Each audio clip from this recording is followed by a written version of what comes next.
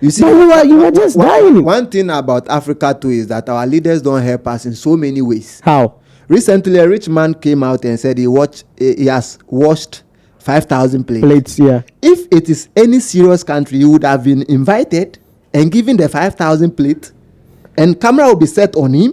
No. And then he will relax. You see, the problem in Africa here is that there is no proper documentation. And so when people become wealthy and successful, they count the struggle that they have gone through, not necessarily what they did to become wealthy. Okay. I want you to get this well. Okay. In Africa here, when wealthy or rich people are talking about their success, they are not telling you what they did that made them money. That's what nobody has really shared that, what they did to make them money. What they rather share is the struggle they have to go through. So somebody said they were selling PK in traffic. Somebody saying they were washing 5,000 plates. Somebody saying they have to walk from Kumasi to Accra. They are not telling you what they did to become successful. You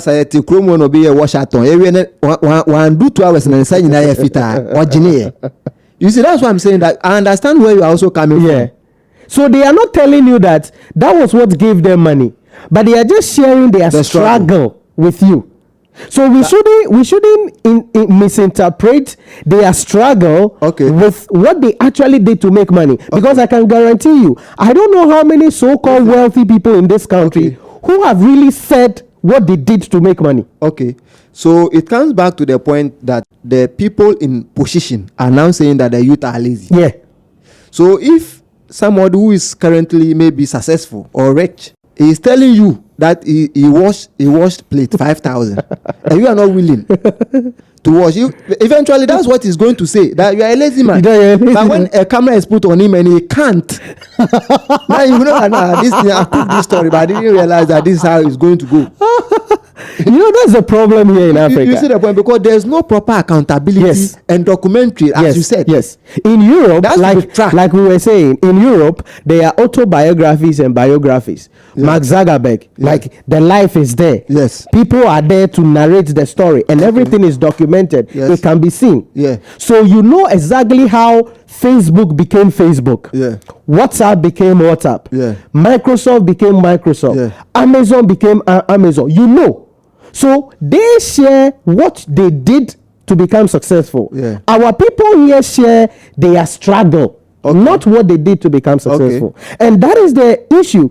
So because they think they sell PK, or they hawk in traffic, or they wash 5,000 plates, so everybody has to wash 5,000 plates. Other than that, you're a lazy man. Otherwise, you're a lazy. No. I don't need to wash 5,000 plates. You are sharing your struggle, not the blueprint of what made you successful. What did you do? Where did you go? Who did you speak to? What connections did you have? How much money did you make? How did you invest that money first? Don't tell me you have to wash 5,000 plates. Don't tell me you have to walk from Kumasi to Accra. Those are your struggles. Tell me, your first 1,000 cedis, what did you do with it? How did it multiply? Like, what is the development? Because when I'm looking at Mark Z, I'm looking at Jeff Bezos, I'm looking at Elon Musk, I'm looking at all of these people, Bernard Arnault and co. I am seeing the first 1,000 they made, what they did with it, and how it has grown. And that is the problem I have in this country. But I also think that with that piece of information, that is sacred to them. Because you see, blueprint to success is limited to a lot of people. That's the thing. Because when you open it up and all the fools in the country also become rich, then the society we all live in become chaotic. Because there was a story that someone said, Henry Ford once said, if he shows everyone how to make money, who will work in his factory? That was very profound. And that is the truth. So the raw truth. The wealth is guarded. Until you reach a certain level, then you'll be allowed to come in. You see. Because when all of us become successful too, is very, very, very. Is that not why the youth are now trying to figure life on their own, so they don't go with the traditional way? Because they think, hey, Charlie, let me visit some mall and be here. Yeah. Or let me do some sports betting because I can quickly make some money. Yeah. Are these not also something contributing to that? Yeah, they are. Sure, they are. And that is the problem I have. In my opinion, I think that our wealthy people in this country must empower the youth. Okay. I've never seen any wealthy person in America, in Europe, in Asia, saying that the youth are lazy. Okay. They have foundations. Because you see, with them, the system is there. So it's a choice whether you poor or rich. Yes. You see, the system. But then, irrespective of the system is not good, those people create platforms to empower people, Others, train people, develop people. But this place... And no one say, somebody has gone somewhere spreading money. Yeah. No. That's why you don't see those things outside. Yeah. Outside, what you see is empowerment. Yes. So somebody doesn't see a celebrity and is looking for money. No. Yeah. Because that celebrity might have created a foundation that is empowering people, mentoring people, training people, showing people how to become successful. Yeah. And I think that is what has to be included here in Ghana, that our wealthy people, so-called, our successful people, so-called, must come back and empower the next generation. Instead of sitting on the sideline and saying the youth are lazy, how about empower us? Okay. Teach us, guide us. This is what you do. This is what you do. See, all these things can happen when there are willing hearts to learn. Does it mean the youth are not willing to learn? Majority of them, yes. Because you see, Ghanaians have this unique way of telling you no in a disguised way. Okay. Because a rich man cannot wake up overnight and decide to call you. You have to show him some level of loyalty. Okay. To them. You see, the trademark to success is very, very, very secretive and sacred. It is actually guarded. So for someone to actually open up, because you see, success is something that it is very limited to people. When you open it up and everybody becomes successful, now respect in the society diminish. Because right now, let's be honest. If you are seated on $1,000 or $10,000, and I'm also seated on $10,000, you can't command me around like that. Even if you mentored me to make that money, once the 10,000 is in my possession and you're also in possession of, you can't be ordering me like you see the point. So there has to be some level of loyalty, some level of servanthood, which is lacking in many of the youth. That I know. You would open a business, you employ someone, they come in and they want to also open their business in your business.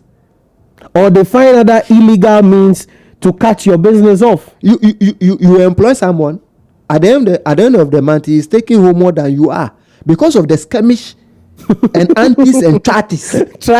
You see the point? And they will say, Gen Z strategy.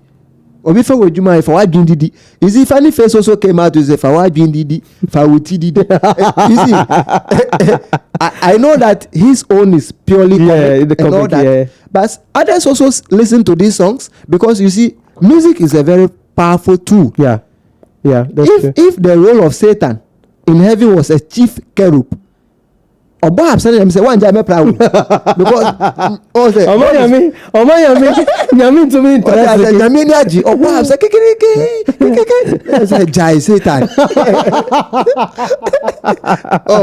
So you see this point. So sometimes for somebody to give you the blueprint to success, there has to be some level of servanthood, because it even in the Bible.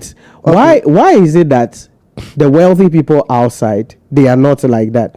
No. Okay. And they document their life. Mm-hmm. Some people even have movies on their life. Yeah.